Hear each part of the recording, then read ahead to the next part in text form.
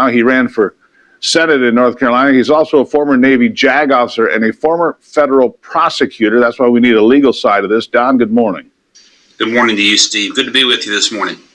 Now, one of the things that's floating around on social media is that there are, and it's just a rumor, I will put it out there, it is a rumor that Donald Trump will declare both Senators Raphael Warnock and John Ossoff of Georgia as being illegitimate senators. Now, there's a process where the Senate could declare a seat vacant or even remove a senator, but that takes 2/3 of the vote of the United States Senate. Of course, the Democrats would never support that.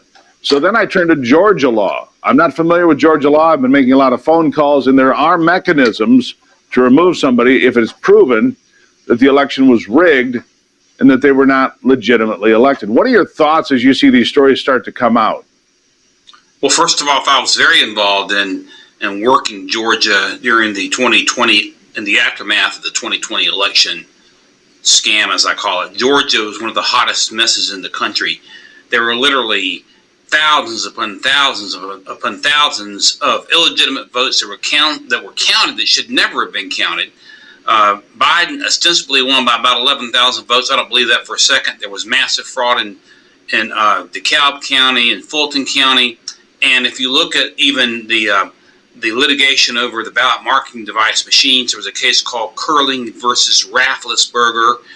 It was overheard by a Democrat judge, Amy Totenberg, and that case was filed 2 years or so before the 2020 elections. And Judge Totenberg, at the end of the case, found that the systems were unreliable, could be easily manipulated, and ordered the Secretary of State, Brad Rafflesberger at the time, and the company to come up with something more reliable. She did not grant the plaintiff's request of using paper ballots. But I believe that I don't believe for a second that, first of all, that Biden won Georgia, and that Biden did not win Georgia. I have a tough time believing those two clowns that are currently occupying the Senate seats in Georgia did. So it'll be interesting to see what the president says. I think the evidence is there, and I'm glad that we're getting to the bottom of it. At least, hopefully, we'll know Thursday night. Yeah, nobody believes that Joe Biden got 81 million votes. Democrats don't even believe that Joe Biden got millions more votes than any other candidate in history from either party, including their own beloved Barack Obama. Nobody believes that. Now, let me ask you about Brad Raffensperger. People in Georgia, Republicans, conservatives, do not like him, think he's trying to protect his own reputation. What is your take on Brad Raffensperger? Because he is a Republican, and yet he seems to have tried to thwart every effort to investigate what really happened. Well, Raffensperger is, of course, the Georgia Secretary of State, and Brian Kemp was the Secretary of State before him. Georgia is the only state in the country that has dominion in every county. That dominion was brought in by Brian Kemp when he was Secretary of State, and Brian's chief of staff, if I've got this right, became the marketing director for Dominion. And if you go back to the history of the 2020 election in Georgia, there was that famous phone call when Trump was simply asking what was happening. Something wasn't right. He was talking to Raffensperger. Somebody leaked that call.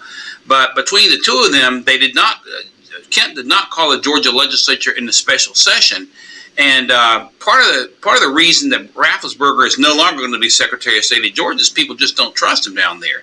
And a lot of it has to do with the perception of a lack of election integrity. When you look at the so-called investigations that went on in Georgia, you remember the famous video from the State Farm Arena where the Republican observers leave, and the next thing you know, the Democrats start pulling ballots out and start counting them.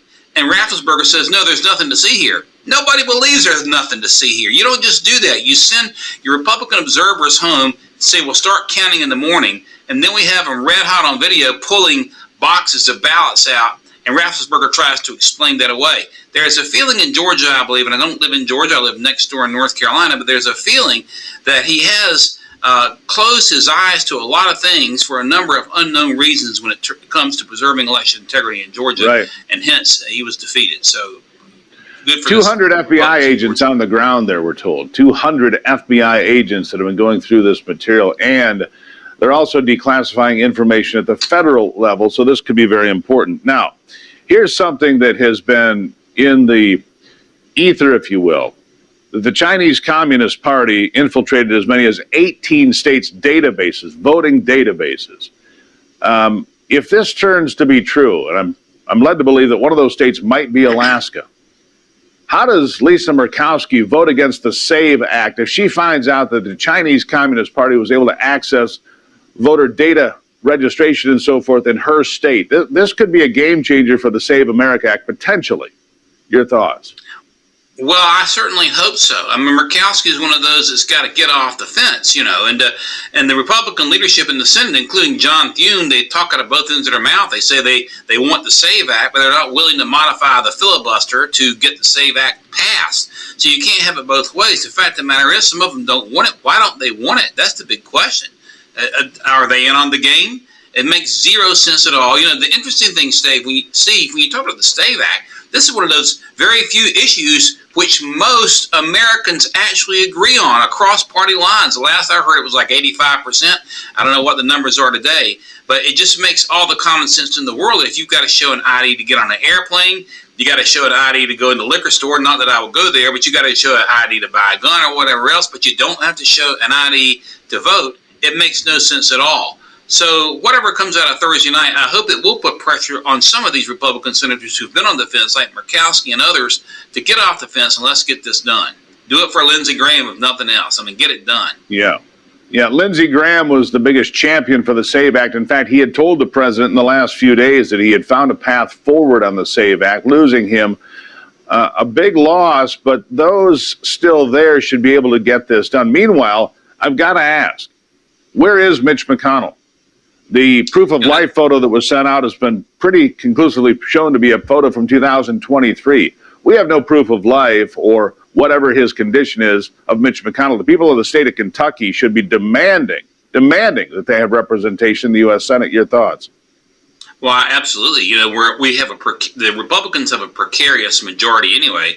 McConnell, of all people, who spent all those years as a Senate majority leader, should not be putting his own party in jeopardy and not showing up. If he's not capable of proceeding, then, you know, let's find another Republican that can proceed. But the people of Kentucky deserve to know the health of their status of their senior senator.